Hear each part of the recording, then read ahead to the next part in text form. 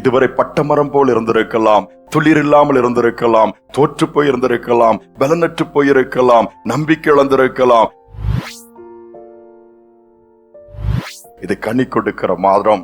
ஆண்டவர் நம்மிடத்தில் விரும்புகிற காரியங்கள் நம்மளமாய் செய்யப்படுகிற ஒரு மாதம்.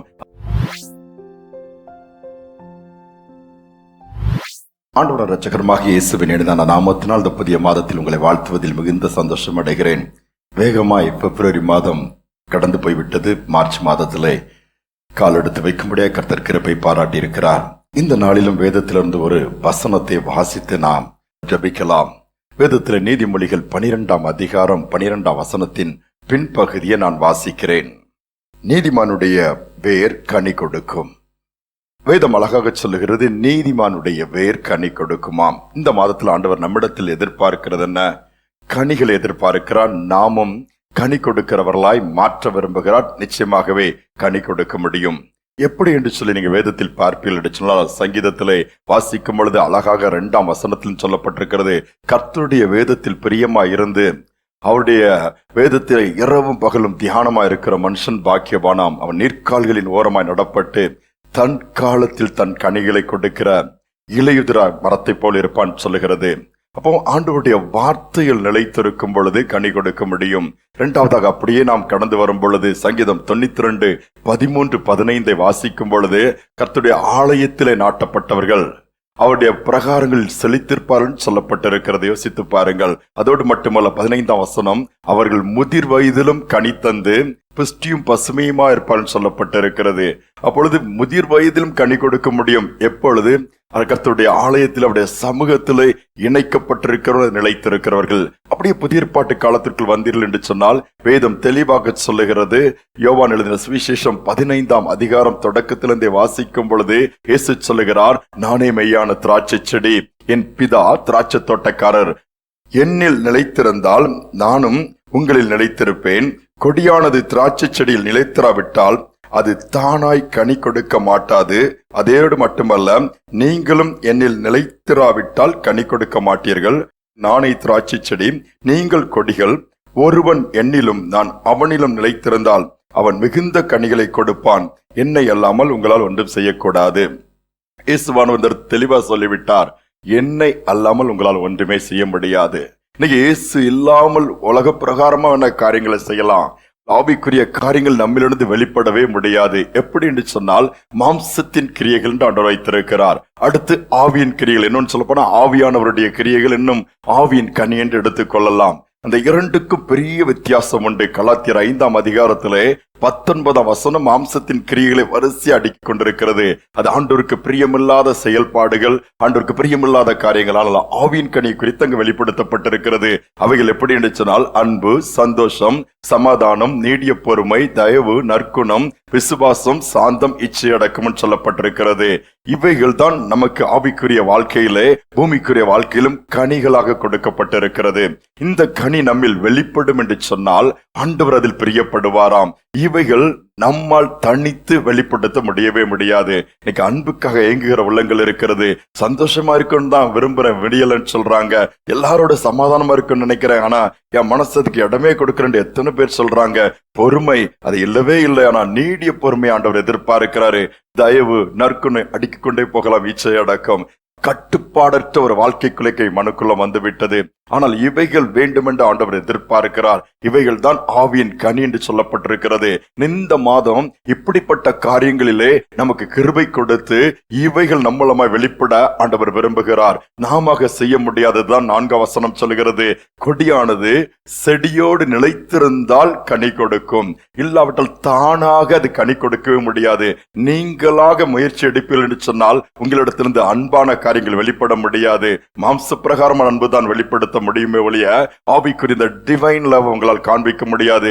நீங்கள் தனிப்பட்ட முறையிலே சந்தோஷத்தை ஏற்படுத்த முடியாது. ஆனால் ஆண்டவரோடு, ஆவியானவரோடு இணைக்கப்பட்டிருப்போம் என்று சொன்னால் நமக்குள் எப்பொழுதும் சந்தோஷம் இருந்து கொண்டிருக்கும், சமாதானம் இருந்து கொண்டிருக்கும், நீடிய பொறுமை வந்துவிடும், தயவு வந்துவிடும். ஏசதை காண்பித்தார் அல்லவா? அவர் பாருங்கள், அன்புள்ளவராகவே இருந்தார். அதோடு மட்டுமல்ல, சந்தோஷமாக தான் இருந்தார். சிலுவையில் என்னை அடிச்சிருவாங்க என்று புலம்பிக்கிட்டே இருக்கவில்லை. கல்வாரி பாதை பார்த்து அவர் கவலைப்பட்டதாகவே சொல்லப்படவில்லை. சமாதானமாக இருந்தார். வெறுத்தவர்களை கூட நேசித்தார். இன்னும் நீடிய பொறுமை. அதோடு மட்டுமல்ல, பார்க்கிறவர்களுக்கெல்லாம் தயவு பாராட்டினார், அற்புதங்களை செய்தார். விசுவாசத்துல கொஞ்சம் கூட அவர் குறைந்து போகவில்லை. அதோடு மட்டுமல்ல, வரிசையா ஒவ்வொன்றையும் நீங்கள் பார்ப்பீர்கள் என்று சொன்னால், அப்படியே பிசாசானவன் டெம்ப்ட் பண்ணினான். பசியோடு இருக்கும்போது அவர் அந்த டெம்ப்டேஷன்ல விழுந்து போகல. ஆவின் கனி நிறைந்தவர்களாய் வாழ்ந்து காண்பித்தார். நம்மிடத்துல அதை தானே எதிர்பார்க்கிறார். இயேசு பூமியில இருக்கும்போது அத்திமரம் அழகா இருக்குது, இலைகளா இருக்குது. இயேசுவுக்கோ பசி, கொஞ்சம் கண்ணீர் கொண்டு போனாரு. இல்ல, அந்த மரத்திற்கு பரிதாபமான ஒரு நிலைமை ஏற்பட்டது. நம்ம ஆண்டவர் பார்க்கும் பொழுது கனி கொடுக்கிறோமா? அவுட்லுக் பார்க்கறதுக்கு அழகா, நல்ல பிள்ளையா, நல்லவங்களா நம்ம ஈஸியா காமிச்சிடலாம். ஆண்டவர் வெளித்தோற்றத்தை பார்க்கவில்லை, நம்முடைய கிரியைகளை பார்க்கிறார். வெளிப்படுத்தல் அதுதான் சொல்லப்பட்டிருக்க, 7 சபைகளுக்கு உன் கிரியைகளை அறிந்திருக்கிறேன். இன்னைக்கு ஆண்டவர் நம்மை தேடி வந்திருக்கிறார் கனி கொடுக்கிறது. ஒரு செடியை வைத்தால் அது வளர்ந்து பூத்து காய்த்து கனி கொடுக்கணும். அப்பதான் அதனுடைய பிரதிபலன் நமக்கு கிடைத்ததாக அர்த்தம். ஆண்டவர் நம்ம இந்த புதிய மாதத்துக்குள்ள கொண்டு வந்திருக்கிறார்னா ஏதோ இந்த மாசம் போட்டு சொல்லல. அவருடைய எதிர்பார்ப்பு நாம் கனி கொடுக்க வேண்டும். அதை தான் எதிர்பார்க்கிறார். இந்த நாள் சற்று யோசித்து பார்ப்போம். ஆண்டவரோடு உள்ள தொடர்பை மீண்டுமா சரி பண்ணிக்குவோம். தூரமா போனா மீண்டுமா ஆண்டவர் பக்கமா திரும்புவோம். ஆதி அன்பை இழந்திருந்தா இந்த மாதத்துல அவருடைய அன்புக்கு நேரா திரும்பி நிரப்பப்பட்டு ஒரே ஒரு வாழ்க்கை ஆண்டவர் கொடுத்திருக்கிறாரு. அவருக்காக, அவருடைய நாம மகிமைக்காக ஆசீர்வாதத்தை கொண்டு வருகிற பாத்திரமா கனி கொடுக்கிற மரங்கள் தானே நமக்கு பயனுள்ளதாக இருக்கும். இல்லாவிட்டால் தண்ணீர் ஊற்றி உரம் போட்டு வளர்த்து பாதுகாத்து பிரயோஜனம் இல்லை என்று புலம்பும் அல்லவா? அதே போல நிலைமை நமக்கு வேண்டாம். ஒரு பயனுள்ள பாத்திரமா நாம் மாறும்படி ஆண்டவர் எதிர்பார்க்கிறார். ஒரு விவசாயி செடிகளை நட்டு பராமரித்து அழகாக கொண்டு வந்த நல்ல இலைகளாய் நிறைந்திருப்பது ஒரே சந்தோஷம். திடீரென்று பார்த்தா அத்தனை இலைகளும் உதிர்ந்து மொட்டையா ஒன்றுமில்லாமல் போய்விட்டதாம். அந்த விஷப்பனி அப்படியே இறங்கி வந்ததுனால கருத்து ஒண்ணு இல்லாம போயிடுச்சு. ரொம்ப துக்கமாயிடுச்சுதான். ஐயோ, பல நாள் பிரயாசப்பட்டு பட்டு போயிட்டேன்னு நினைத்தாராம். பாருங்கள், தான் நட்ட செடி அது ஒன்றுமில்லாமல் போகத ஒரு மனிதனால் தாங்கிக் கொள்ள முடியவில்லை. தன்னுடைய ஜீவனே கொடுத்த மீட்ட இயேசு நம்மை எவ்வளவு எதிர்பார்ப்பு வைத்திருப்பார். உடனே அவரை பார்த்தாரே, அவ்வளவுதான் சொல்லி சோர்ந்து போய் உட்கார்ந்து விட்டாராம். சில நாட்கள் சென்றது. திரும்பி திடீர்னு ஒரு நாள் தோட்டத்தின் பக்கம் வரும்பொழுது எல்லாம் துளிர் விட்டதோடு மட்டுமல்ல, அதிலே மொட்டுகள் இருந்தது. அது பூக்க ஆரம்பித்தது. காய்த்து கனி கொடுக்கும் பொழுது ஒரே சந்தோஷமா.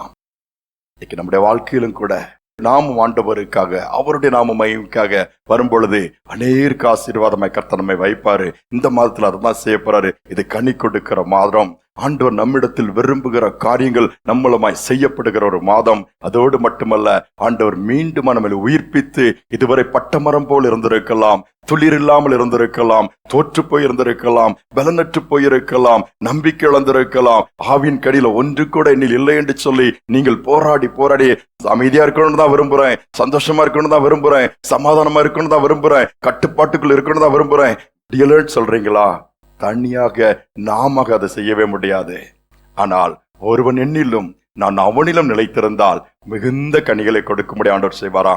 ஆண்டவரோடு உள்ள ஐக்கியத்தை என்ன ஸ்திரப்படுத்துவோம். அவர் நம்மை பலப்படுத்துவாரு. பெரிய காரியங்களை செய்வோம். ஜெபிப்போம். அன்பின் தகப்பனே, இந்த புதிய மாதத்தை கொடுத்திருக்கிறீங்க.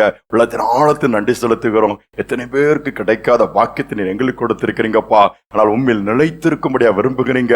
உடைய வார்த்தையில நிலைத்திருக்கும்படியா விரும்புகிறீங்க. உடைய வசனத்தை தியானித்து அதையே சார்ந்திருக்கும்படியா விரும்புகிறீங்கப்பா. அதோடு மட்டுமல்ல, உடைய ஆலயத்திலே நாட்டப்பட்டவர்கள், உடைய சமூகத்திலே நாட்டப்பட்டவர்கள், நிலைத்திருக்கிறவர்கள் முதிர் வயதிலும் கனி கொடுக்க முடியும் என்று நீர் சொல்லி இருக்கிறீரே. நான் உங்களிலும் நீங்கள் என்னிலும் நிலைத்திருந்தால் மிகுந்த கனிகளை கொடுப்பில் சொன்ன வார்த்தையின்படி உங்களுக்கும் எங்களுக்கும் இடையில எந்த ஒரு இடைவெளி வந்துடக்கூடாதப்பா. உலகத்தின் காரியங்கள் உள்ள வந்துவிடக்கூடாது. நிலைத்திருந்து கனி கொடுக்கிற ஒரு வாழ்க்கை வாழ்ந்து மகிமைப்படுத்தி எங்கள் ஓட்டத்தை வெற்றிகரமாய் முடிக்க நீர் உதவி செய்வீராக. இந்த மாதம் முழுவதும் ஒவ்வொருவரோடு நீர் இடைப்படுங்க. எல்லா பட்டுப்போன பகுதிகள் மாறட்டும். எல்லா நிர்மூலமாக்கப்பட்ட பகுதிகள் எல்லாம் புதுப்பிக்கப்படட்டும். ஒரு புதிய ஆரம்பத்தை துள்ளிர் விடுகிறதை பார்ப்பதோடு மட்டுமல்ல, காய்த்து கனி கொடுக்கிறதையும் பார்க்க நாங்கள் அனுபவிக்க அநேகருக்கு ஆசீர்வாதமா இருக்க நாமத்தை மகிமைப்படுத்த எங்களுக்கு கிருபை பாராட்டும். தாழ்த்தி ஒப்புக் கொடுக்கிறோம். துதிகனமை ஏற்றுக்கொள்ளும் இயேசுவின் நாமத்தில் பிதாவே, ஆமேன், ஆமேன். இந்த மாதம் நம்மை கனி கொடுக்கும்படியாக கர்த்தர் கிருபை கொடுத்திருக்கிறார். நிச்சயமாகவே நாம் கனி கொடுப்போம். இந்த நம்பிக்கையோடு இந்த மாதத்தை தொடங்குவோம். God bless you.